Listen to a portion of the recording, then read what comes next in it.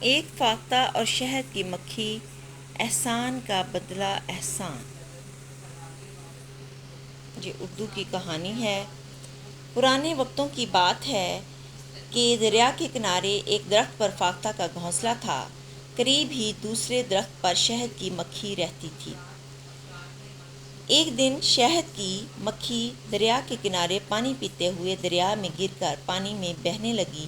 اتفاق سے فاختہ یہ سارا منظر درخت پر بیٹھی ہوئی دیکھ رہی تھی۔ اس نے فوراً ایک پتا توڑا اور شہد کی مکھی کے آگے لا کر رکھ دیا۔